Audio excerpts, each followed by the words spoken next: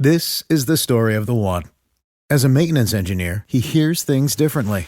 To the untrained ear, everything on his shop floor might sound fine, but he can hear gears grinding or a belt slipping. So he steps in to fix the problem at hand before it gets out of hand. And he knows Granger's got the right product he needs to get the job done, which is music to his ears. Call, click Grainger.com, or just stop by. Grainger, for the ones who get it done. What's the easiest choice you can make? Window instead of middle seat? Picking a vendor who sends a great gift basket? Outsourcing business tasks you hate? What about selling with Shopify? Whether you're selling a little or a lot, Shopify helps you do your thing, however you cha-ching. Shopify is the global commerce platform that helps you sell at every stage of your business. From the launch your online shop stage to the first real-life store stage, all the way to the did we just hit a million orders stage. Shopify's there to help you grow. Whether you're selling scented soap or offering outdoor outfits, Shopify helps you sell. Wherever and whatever you're selling, Shopify's got you covered. Sign up for a $1 per month trial period at shopify.com/try. Go to shopify.com/try now to grow your business, no matter what stage you're in. Shopify.com/try. Hashtag no music, no intro.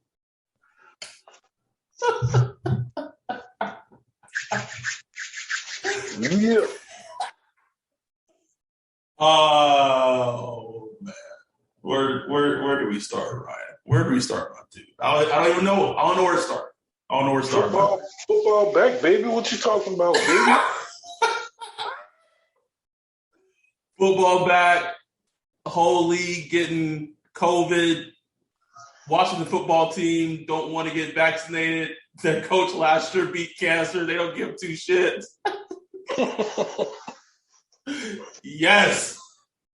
It's back, bro. They told Ryan Strong, say that shit's on you, buddy. Former NFL player T.J. Ward said the literally one of the most egregious, wildest, idiotic. I don't have a word for like what the tweet was. Basically, that man said, "Ron shouldn't got cancer, bro. Like that's on him. That's on him. You shouldn't have drank back in the day, bro."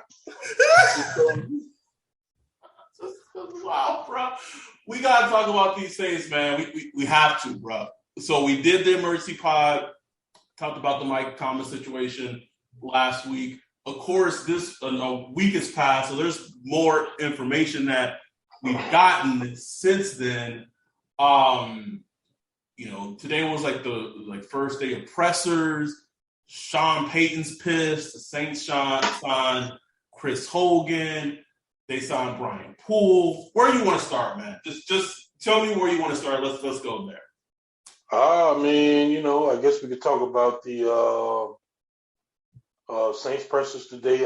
Sean Payton and Mickey Loomis had their little introductory pressers with the media. Nothing earth-shattering, nothing groundbreaking as usual.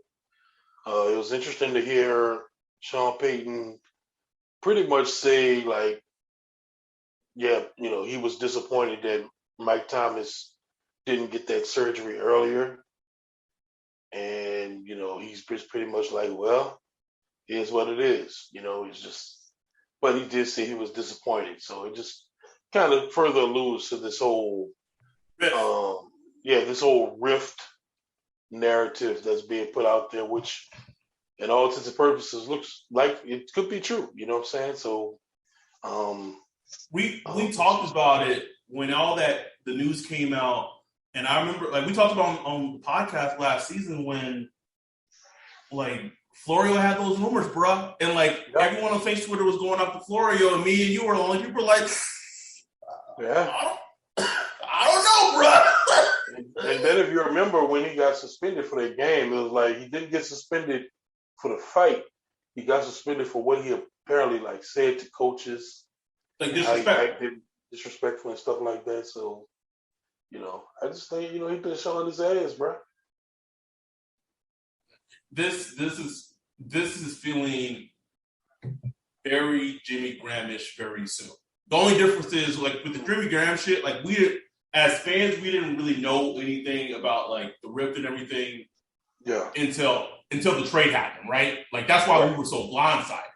But this Mike Thomas situation, like, you can literally see it coming to a head.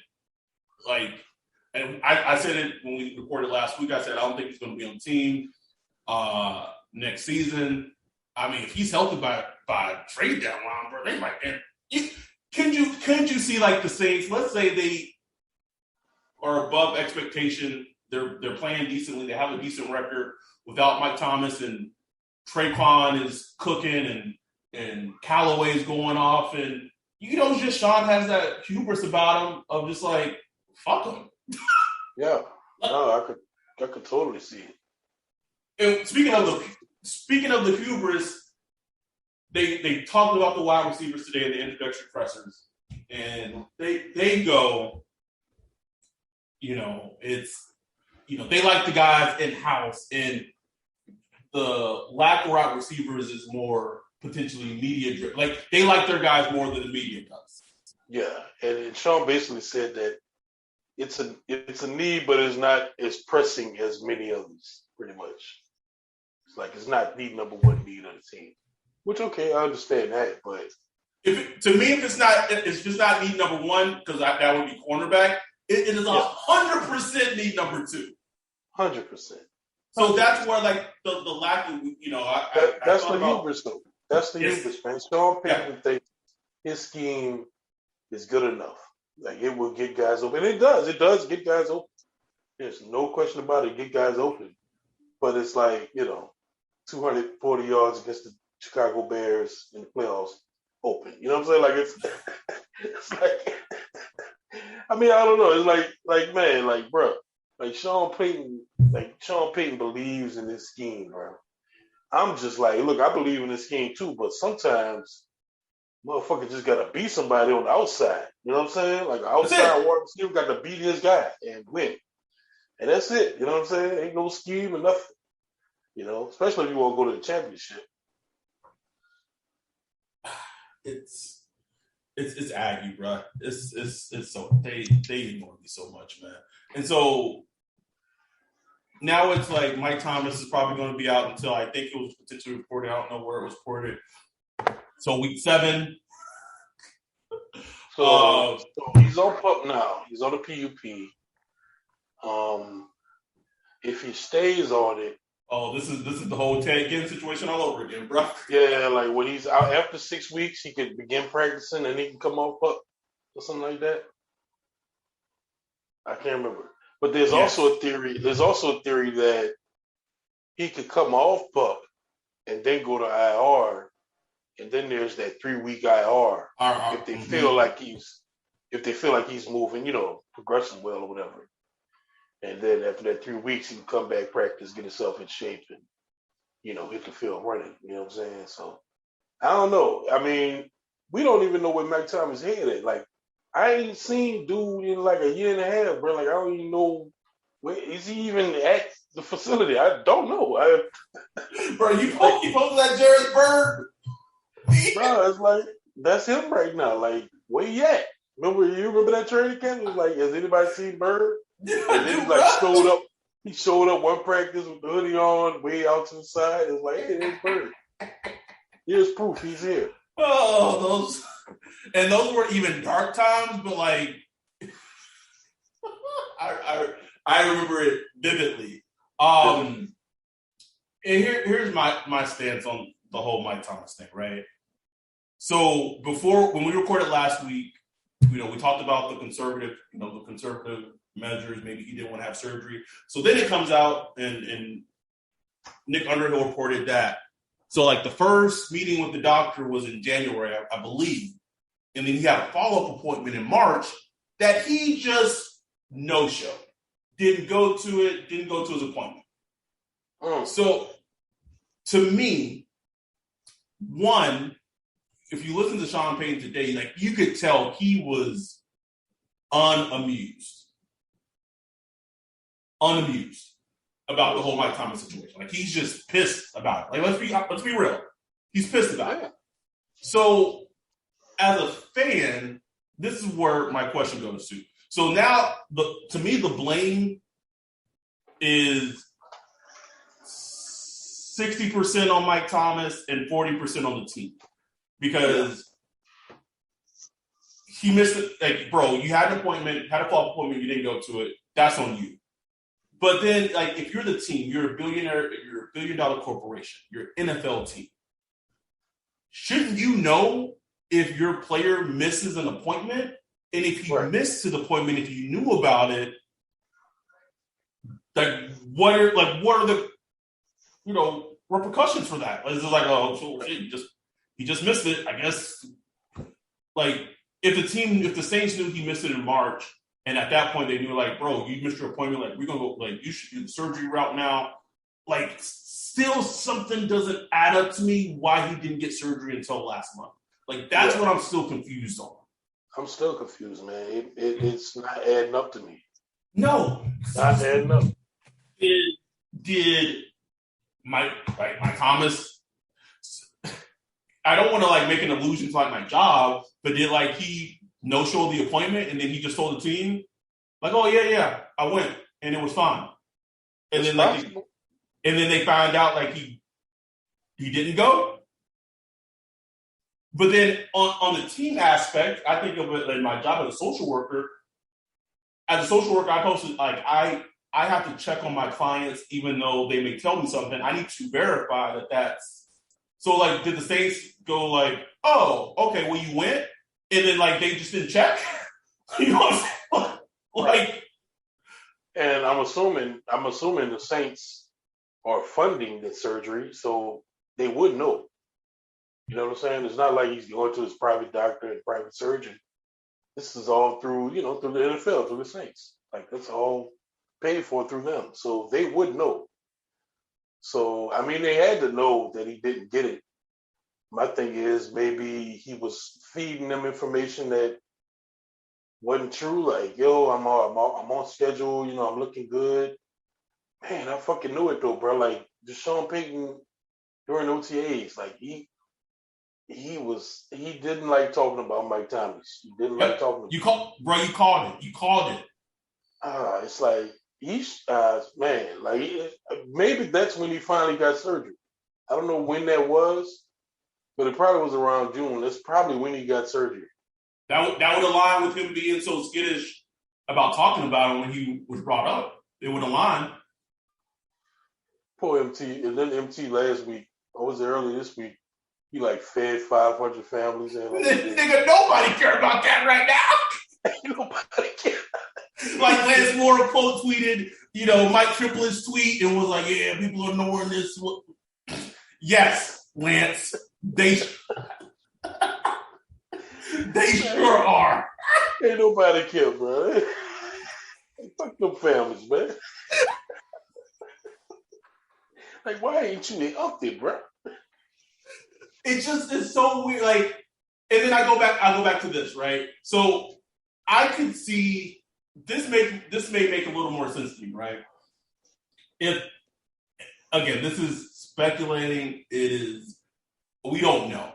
But if Mike was telling the team, like, I'm good, my recovery's going well, follow-up appointment went good, it would make sense why maybe they didn't think that wide receiver was such a pressing need in the draft. And then after the draft is like, oh shit, this nigga been lying the entire time. Like, this nigga needs surgery.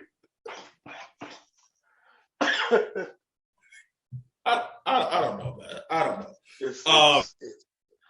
But I mean, even with that though, man, I mean, I just can't help but think like I just put myself in Sean Payton or Mickey Loomis or Jeff Ireland's shoes. Like, I'm thinking, okay, we're going into a new year with unknown, with question marks at quarterback. If it's Jameis, he's a question mark. If it's Taysom, he's a question mark. If it's Trevor Simeon, he's a question mark. Whatever. Ian Book. Like, everybody got a question mark. Let me help my quarterback. Let me make his job easier. Help me help you. That's it. That's it. And that would have been part of my focus this offseason. So let me give one of my guys somebody, just something.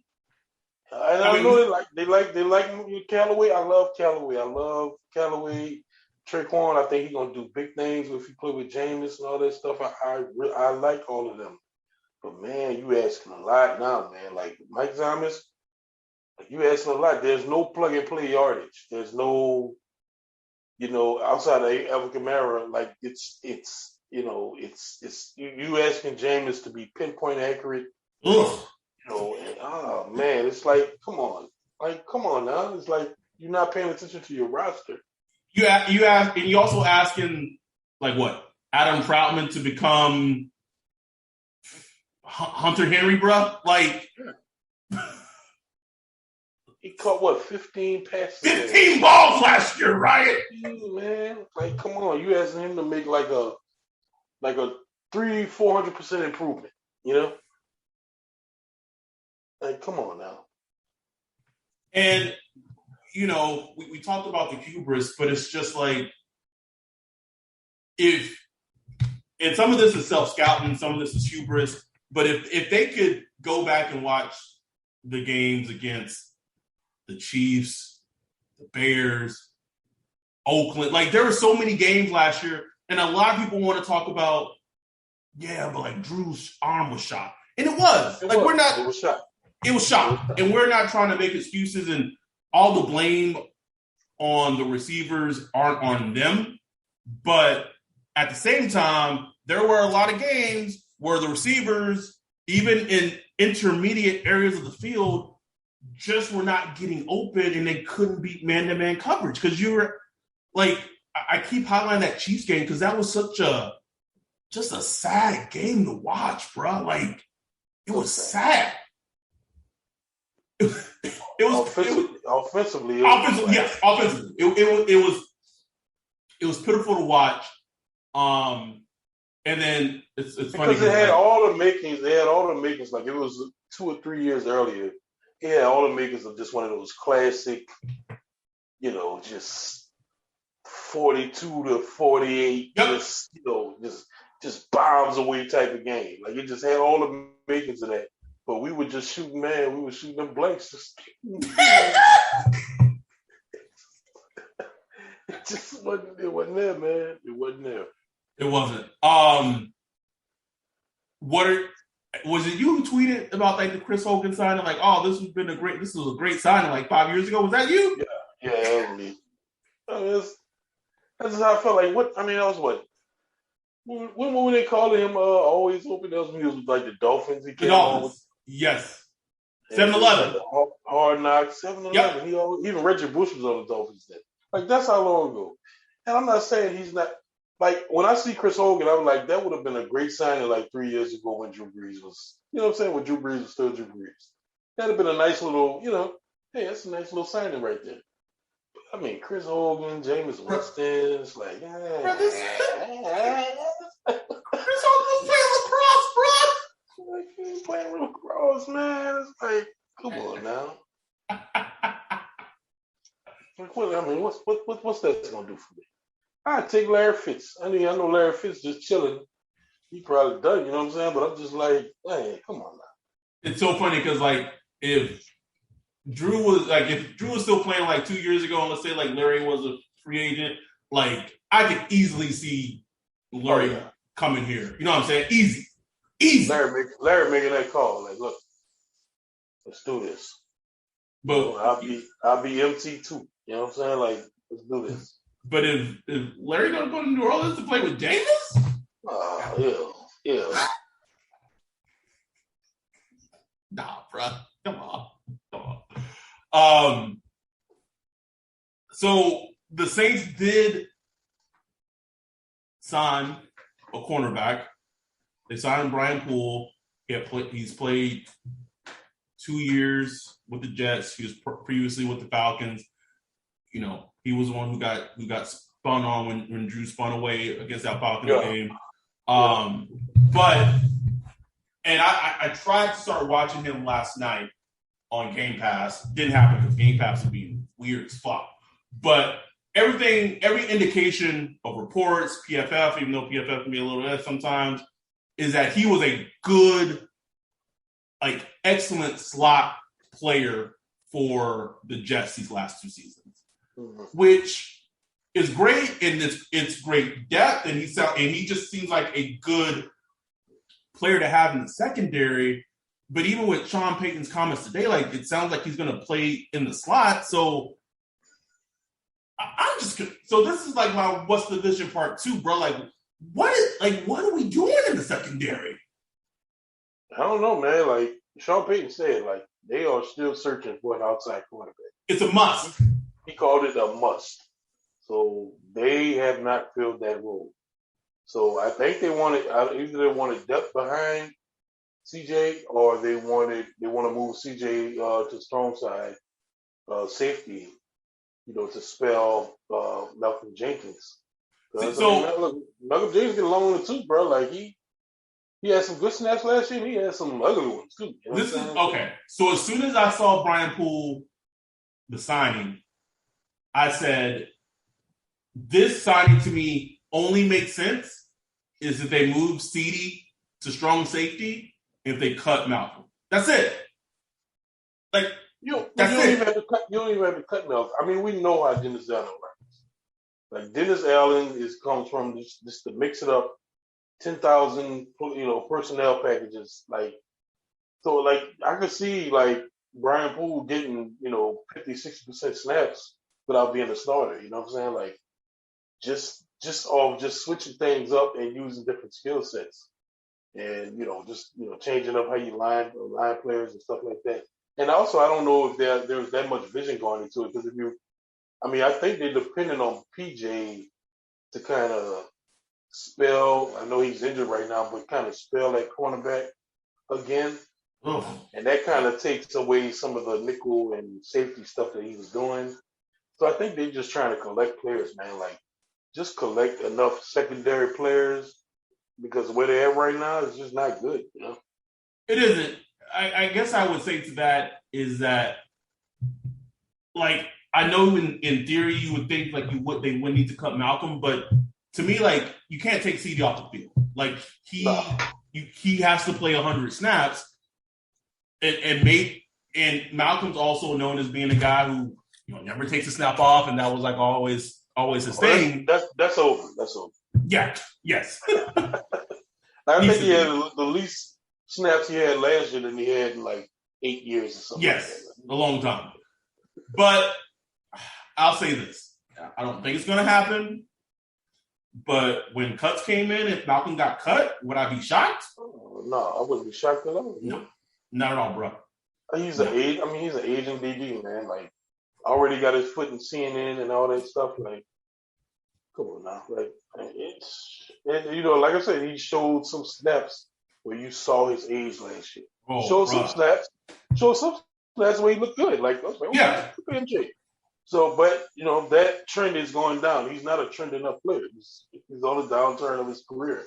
He's played over a decade. You know what I'm saying? He's made a turn in 2009. That's wild, bro. That's wild, man. 12 years. So, I mean, if he did get cut, he would be, that would be what you call an outstanding career in the NFL. He played 12 years, won a couple rings, got a couple Pro Bowls. Like, what more can you ask for? No. I wouldn't be shocked at all. Like, it wouldn't even like, I'd be like, okay, at least he, last job was with the Saints. That's cool. Change draft. It's funny because I think he would still get employment in the league somewhere. But somebody will throw him that low. Oh, for sure. Track like, hey, But like you said, like it was indicated that they still have a pressing need at corner. Pressing. And I mean, the Marcus Trout, bro, like, unless they're like okay with the rich, like I know they brought in Drake Kirkpatrick, nothing changed from that. There was no outcome with that. the whole Richard Sherman flirtation was strong, and then his issues, mental health, what have you, that arose. I don't know what's out there. Like every Saints fan is going like, oh, let's go get Xavier Howard, let's trade for him and pay him, blah blah. I've already said my thoughts on Xavier Howard as a person last episode, so I'm not gonna beat that drum again. But I don't even know in theory if the Saints were going that way. I don't even know what in theory what that trade would look like. I don't know. No clue. I really don't know. But we do know they were ready to, sell a boat to move up to get Jason Horn's son. So JC Horn. Yeah, JC Horn. So remember we said back then that them pockets burning, man. They were like, shit, we got $11 million. We got draft picks in 2022.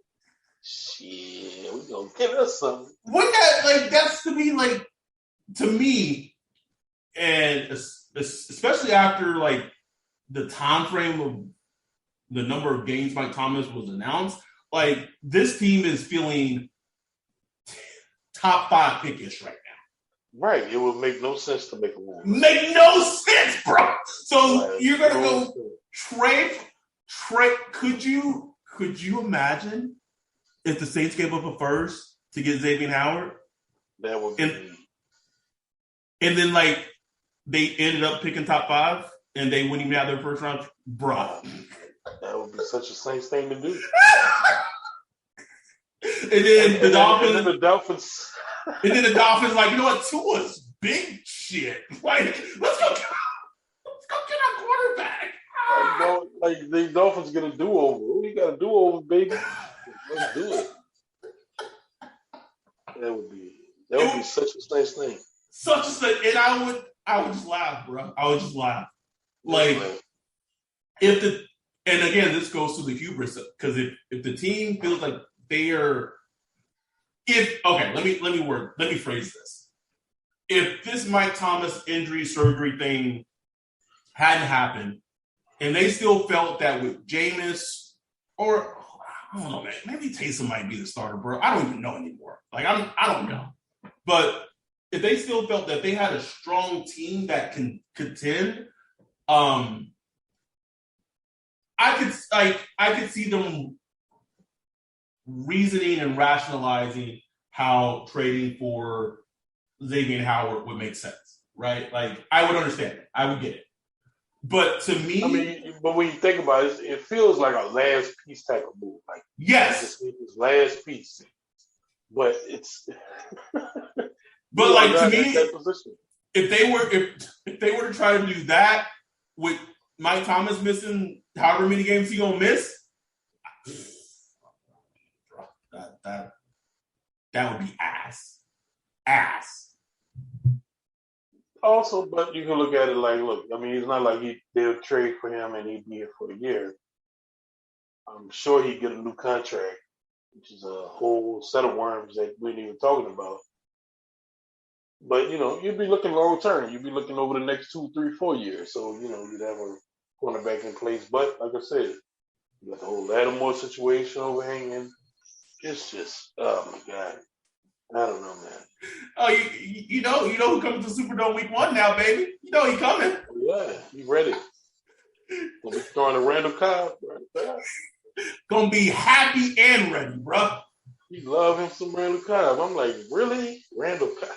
What's funny to me is Aaron Rodgers low-key kind of made the case for why he should have no say-so in personnel. He was like, hey, we should have kept this guy and that guy. I'm like that's you making reasoning that you shouldn't have any say, bro. You don't need no say, man. Because y'all just going strictly off emotion, bro. That's all it is, bro. I respect it. I respect it. And at the same time, the Green Bay should understand that and throw him a bone or two. With Drew Brees. Remember they signed that player years ago? Drew Brees was working out with him or something. And he that was years ago. That was recent, bro. The different wide receiver. No, this is before him. He's one of Oh, them. But this is like yes, a guy. I do. Yeah, I worked out in Cali with him. He was like, "Oh, I just love how he runs routes." And he came, came for camp. He played, he did a preseason game or two, and he was gone. And it's just kind of Yes. like let's throw Drew a ball. Let's throw Drew a ball. You know what I'm saying? Like, hey, we give you some attention. You know what I'm saying? So for Green Bay, it's kind of like that. It's like, man, throw Aaron Rodgers, pissy ass, a bone or two, and shut him the fuck up. Like, please. I mean, they tried. Did you, bruh? That sounded like a man that he knows he is done. He sounds dumb, man. Done, bruh. So it was amazing listening to. I was like, wow, like y'all starting the season like this? Oh man, this nigga is really going in. It's crazy. But like from the Packers' perspective, I guess they look at it as like, listen, like he can say whatever he wants to say. With him, we might win a Super Bowl, and all these comments that are said at the beginning of training camp, if we win a Super Bowl with him and he walks off next year, who fucking cares? Who cares? So, but it was so, I guess refreshing is the word, right? To just hear that pressure. I didn't even listen to all of it. I just listened to like bits and pieces. Yeah, but one of the things he said, people don't come to Green Bay to come to Green Bay. Like they come to play with me. I was like, God damn. Talk your shit, bro. Said it with his chest. I mean, he's not lying. He's No, he's not, bro. That's real talk. It's 100% fact. So I'm trying to think anything else that's happened.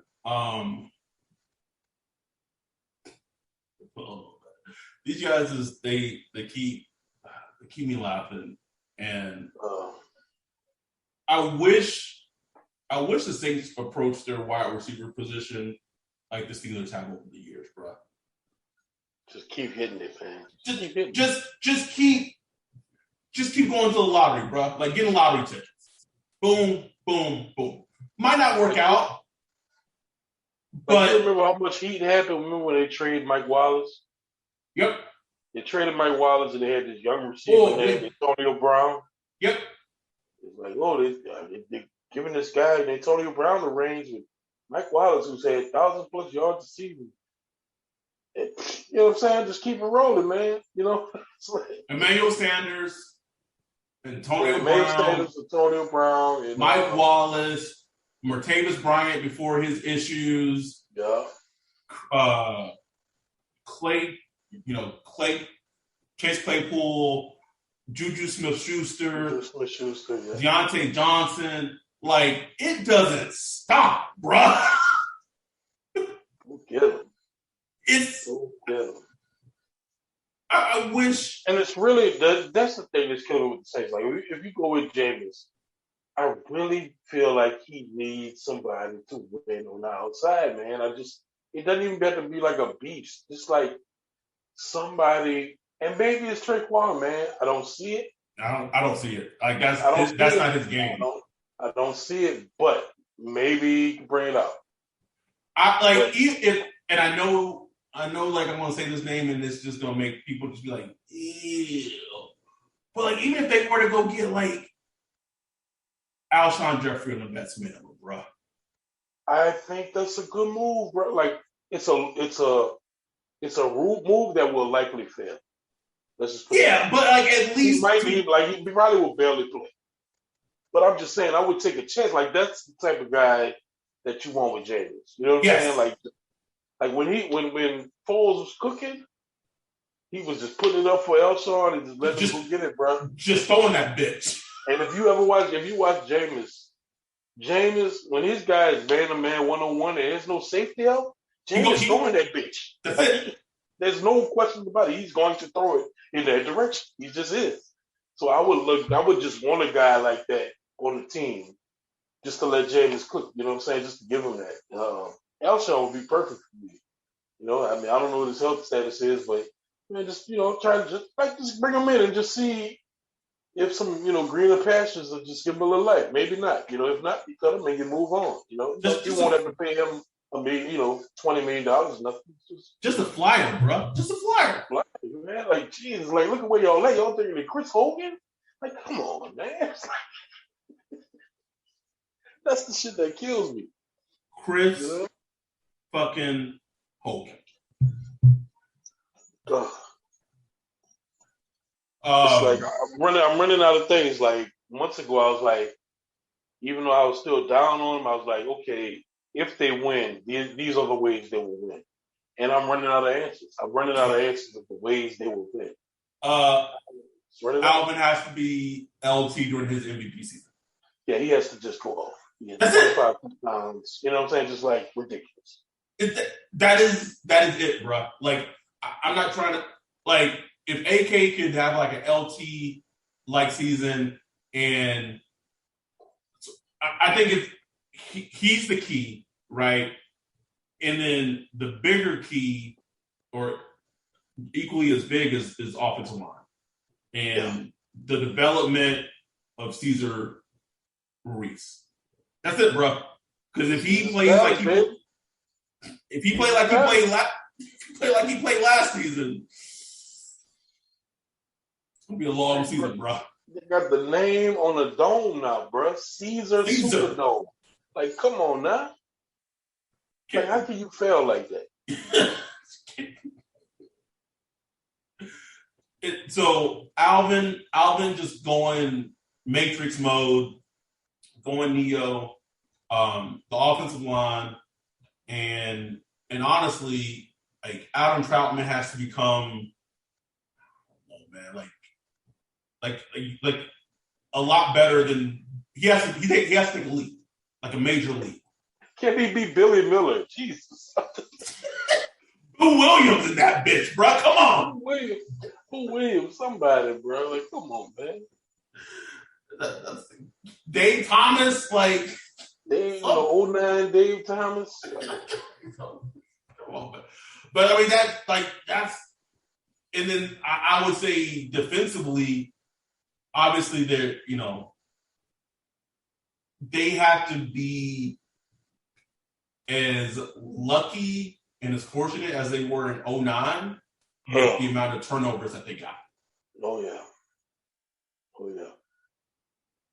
And they have to, and that cornerback position, man, it's ungood, bro. I just feel like a move would be made, but what pisses me off is like y'all couldn't figure out nothing for Jack Rabbit.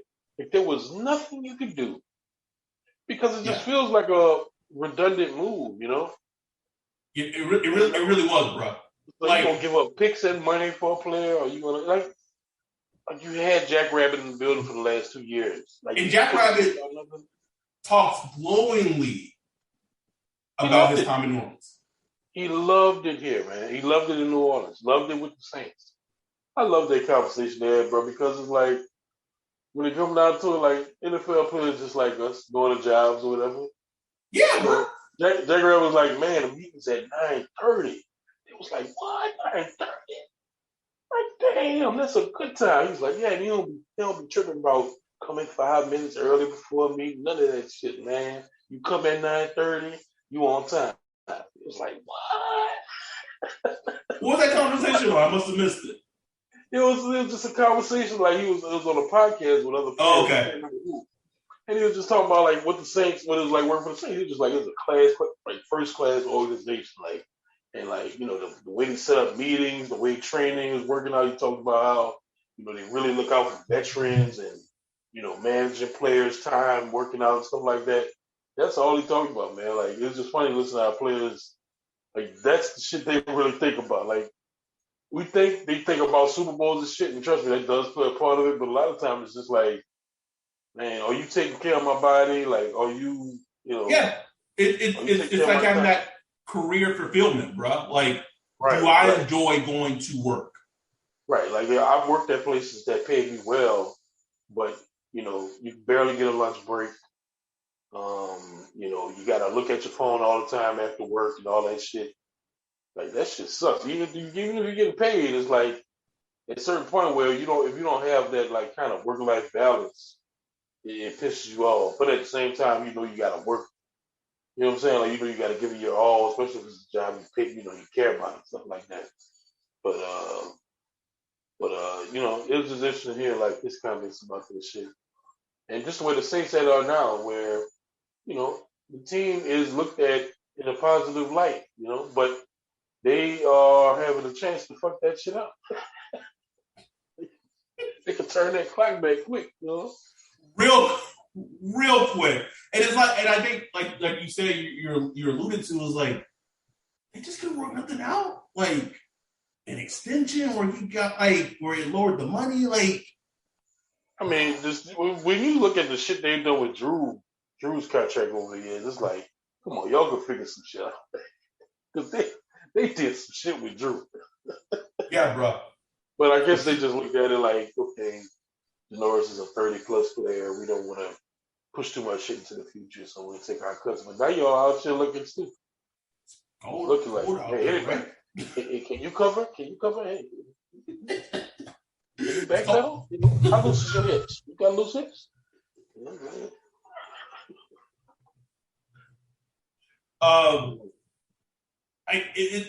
So we're a couple of weeks from the first preseason game, which is wild, right?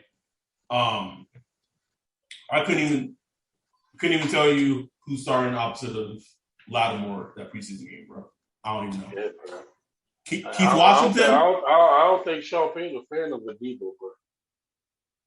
Sean Payton said he want 100% vaccinated. 90%, he want 100. Adebo over there, like, man, Adebo still posting on his IG, quoting Cole Beasley and shit. Quoting Cole Beasley like he Malcolm X. You know what I'm saying? Like, Cole Beasley speaking the truth. Like, oh, man. And bro, I ain't even been going hard on the people. I know you blocked him. I know a lot of people going hard on him. And I get it. Like, I understand why. But I'm just trying to be like, Mr. Mediator. Hey, he's like 22 years old. Like, I was an idiot at 22. Well, there's a lot of idiots. But, man, he's pushing it. Like, you about to be out of a job, bro. You about to be sitting home, man. You was not that good. You ain't that good. You're not that right, good. like, it's not like he's like Caleb Farley in terms of talent, bro. Like, right. Like, you ain't that good, bro. Like, you was right on that edge of being bad. Like, don't push it too much. And one of the most fascinating things I'm waiting to see this training camp intensifies.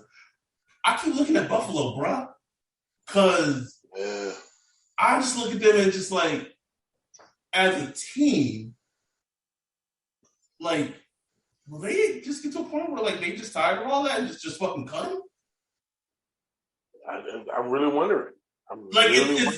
It's such a fast, like, it's been 2 coaches gotten let go, like, and as whatever, I don't want to get to the whole Cole Beasley thing, but whatever as he is as his opinion or whatever, his rhetoric, as a player, he's good. Like that, he's a good wide receiver. Yeah. And the Bills are in a win now. We can win a Super Bowl type of team window right now. So I'm just fascinated to see, like, at some point, like, will they just be like, I'm just tired of hearing him, like, and just cut their losses? I don't know, man. I don't know. I think it's fascinating. I really don't know. I don't know. I can't read them. One of my favorite things that I've been seeing is like when beat reporters asking players if they're vaccinated. I'm like, you see the one Carson Wentz today? Yeah. That's a personal question. Personal choice. So I know like these last couple of election cycles, it's been very Like, you know who someone votes for, right? But like, you remember back in the day, like if you try to ask a person, like the whole Dave Chappelle thing, who you voting for? Buddy. Whoa, bud. That's too personal for me to know. For me to talk about. So now everybody knows, right? But as soon as you ask an NFL player, they're vaccinated. Like, ooh. Buddy, I'm sorry. That's a personal. That's a violation of HIPAA. Man, these NFL players are just showing their stupidity. Yo, it's out the box. It's out the box, baby. It is out the box. One of the funniest tweets I've seen is like someone tweeted like I'm so close to just being one of those like just shove and play. Stop talking. Just go play. But somebody said something, man. I was like, makes sense. It was like, man, y'all know the jocks that y'all had in your school. These are the same niggas. I'm like, that's a good fucking point, man. Like, all them niggas was idiots, bro. Like, what's idiots? Dummies. Just dumb, bro. These just happen to be absolutely athletic phenoms, and they made it. You know what I'm saying? Like, makes sense. It does, bro. It does. So training camps will start ramping up. With training camp ramping up, that means that content, podcast episodes are going to ramp up. Us, discussing training camp. Preseason is about to start soon. Interesting, man. Like, this is the most interesting camp since 06. Easy. You know what I'm saying? Like, I know we're not super, like, into the fandom like we used to be, but just like from a 10,000 mile view, like, this is like a big camp. Like, the Saints are going to be a new team, whether you like it or not. It's going to be a new team this year. And this is where they decide what team is going to be. So it's going to be fascinating, bro. There's a lot of holes. Like, remember just last year for the pod, it was everybody we brought on to talk Saints is like, I just can't find a hole on this roster. And this, that, and the other is like, oh, it's the best roster in the NFL. Maybe one of the life comes at you fast, bro. Now it's like hole that quarterback, hole that cornerback, hole that linebacker, hole that wide receiver. It's like defensive interior. Interior. It's like, whew. And they got young guys, man, and it's just like, we gonna see. We gonna see. We talked about before, man. A lot of, especially defensively. Well, I mean, just all around the team, like younger wide receiver. Yeah, offensive line, interior defense, like unproven edges. You know what pressure I mean. I don't know if they gonna, is I want a 2 first person, bro. I need Saints media to ask him some hard questions. They ain't gonna ask some hard questions, man. He's like, oh, I just got a new mindset, my confidence, get my confidence up. I saw him though, man. I'm like, okay, I'm giving 2 first another chance, bro. I'm like, just come on, bro. Just one time for me. Wait, you talking about the little video he did that he finally posted? Video, man. So you know what's funny? I was playing with my boy Joy on Call of Duty, and he was like, "Was it just me?" Or was like that video wasn't all that impressive. Like, he was going. It really wasn't, bro. It wasn't. I was like, man, bro, I'm glad you said it because I wanted to tweet it, but I already come off. He looked stiff. Stiff, bro. No bend. I was impressed by his hair though. I like how he just he got some little twists in there. But you weren't worried about his. You weren't impressed with his pass rush move. Like, I was like, damn, bro. Like, where's the hit? Like, it wasn't no. Where's the explosiveness off the edge, bro? Like, my man, Big Creep videos. He was looking raw, trying to. Like I knew what Big Creep was thinking about. You know what I'm saying? Big Creep was trying to break some laws out shit. You know what I'm saying? Oh my God! But yeah, man, I saw that 2 first video. And I was like, this is like year 4, and this is what we get. Man. And then he tweeted that shit. He retweeted like, "Yeah, I'm out here working. Check me out." Oh my God, bro! This season's gonna be amazing, amazing, man. And that's one of the beautiful things is I have no expectations at all. None. They can win 4 games. They can win 14 games. I will say this though, right? Remember that 17 team that just took us by surprise, bro? Yeah. Took us on a ride. If this team, and we don't know, right? But if somehow like this team went on like a 9-10 game win streak, and just like that would be so insanely fun, just from it just being completely unexpected. Right. That's why like the Minnesota Miracle just doesn't hurt me at all. I was like, man, that season was. We didn't even expect that season. You know what I'm saying? Like that was it. We started 0-2. There's the infamous Dead Boy Wolf looking into the sky like lost. I'm watching us lose to the New England Patriots. Bro.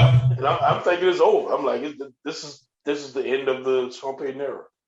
You know what I'm saying? And then we went on a nice little 8-9 game run. It was fun, man. Like, fun, bro. Fun. Right? What was that? The Buffalo game and all kind of just fun games. It was the Washington the Redskin comeback. And all that shit. It was just good time. That Detroit game where they had like those crazy picks. It was just like, just enjoy it, man. Like, so at best, we get that. At best, we get something like that. Throw that Super Bowl shit out your head. Got to. Just fun. It's so funny because, if you remember, like, Greg Rosenthal's brought up that point about teams, right? Like, sometimes, like it's, as a fan, it's not about the Super Bowl. It's just sometimes, like, there are some seasons that you can experience as a fan and your team don't win the Super Bowl, but it's still highly enjoyable. Yeah. And there may be something to that. I will say, to your point, I would say the way that 17 season ended was hard. Like they had, like the Saints can't. Oh yeah. They can't bow out just like if we would have just remember when we were losing to Minnesota, and if it would have ended like that, it'd have been like, oh well, you know what I'm saying? Yes. We just weren't that good. We weren't that good. But they got to come back. They can't do it. And oh my God, that's what drives me about that damn team. But that's Drew, bro. Like, I don't think we'll have that with James. Drew, like, that was Drew always trying to push and trying to tie us up and get us back.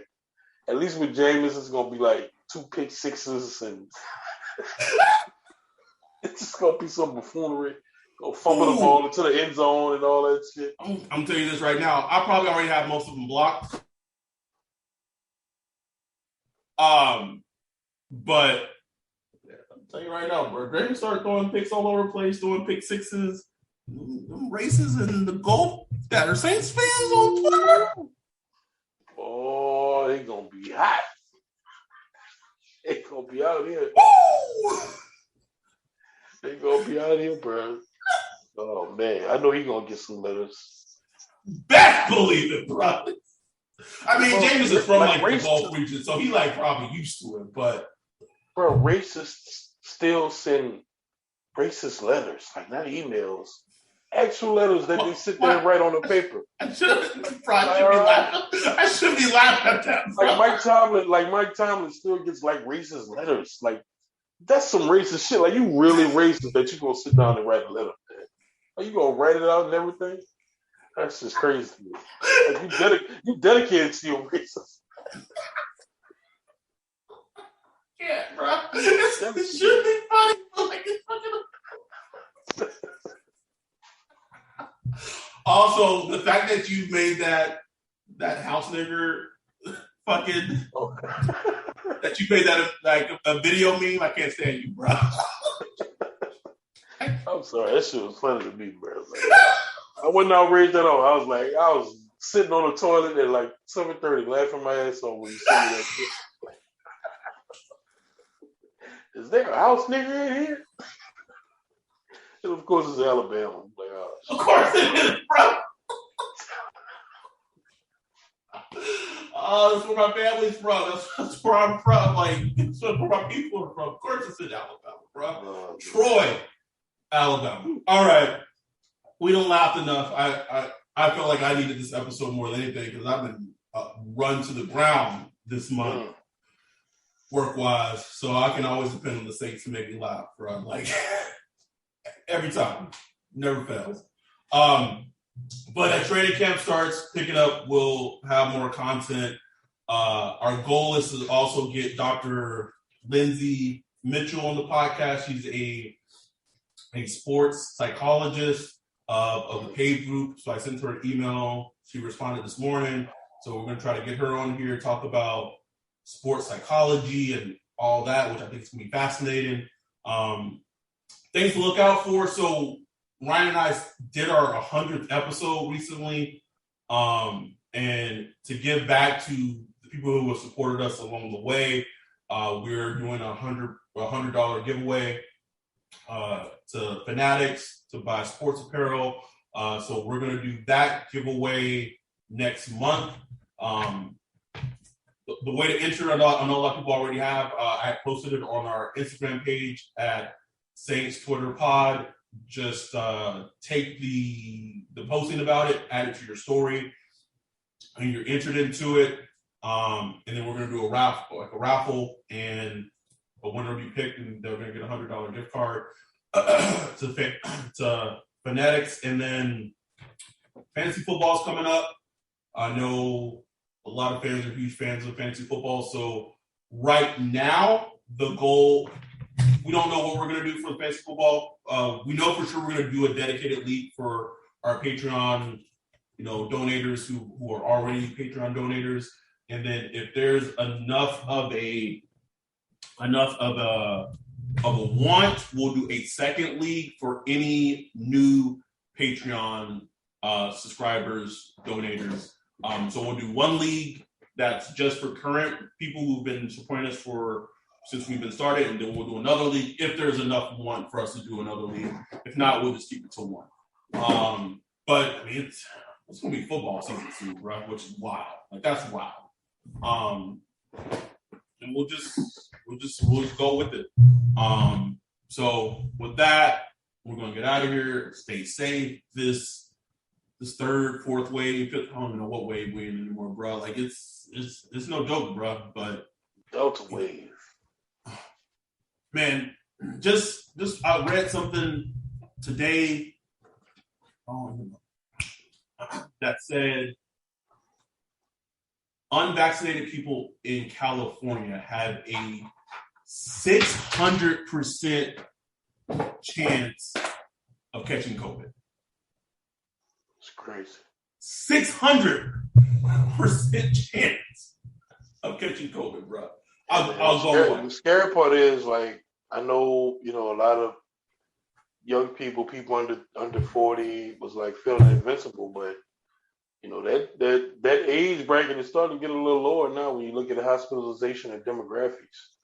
It's starting to hit younger people in their 40s, people in their 30s, people in their 20s. So it's serious, man. Like, it's no joke. This thing, I've already ascertained that this thing is going to be around for a long time. Yes. In different factions and different effects. So, you got to stay vigilant. You know what I'm saying? Like, this shit ain't no joke. It ain't nothing to play with, man. It's not at all. So everyone who listens, please stay safe, be safe, take care of yourself, take care of your loved ones, family, friends, all that. And we'll be back soon. Like it's go time now. Like, we'll be back soon. Camp tomorrow. Camp tomorrow, baby. Is there a practice tomorrow? Yeah. I don't know if it's open. I think it's an open practice, if I'm not mistaken. I might have to drop a little mini one tomorrow, bro. Like, it's maybe so. I might wait till Friday. I don't know. But we're gonna be here. But we'll drop the knowledge. So with that, we're gonna get out of here. We're out. Peace. This is the story of the one. As a maintenance engineer, he hears things differently. To the untrained ear, everything on his shop floor might sound fine, but he can hear gears grinding or a belt slipping. So he steps in to fix the problem at hand before it gets out of hand. And he knows Grainger's got the right product he needs to get the job done, which is music to his ears. Call, click Grainger.com, or just stop by. Grainger, for the ones who get it done. When you need mealtime inspiration, it's worth shopping Baker's, where you'll find over 30,000 mouth-watering choices that excite your inner foodie. And no matter what tasty choice you make, you'll enjoy our everyday low prices, plus extra ways to save, like digital coupons worth over $600 each week. You can also save up to $1 off per gallon at the pump with fuel points. More savings and more inspiring flavors make shopping Baker's worth it every time. Baker's, fresh for everyone. Fuel restrictions apply.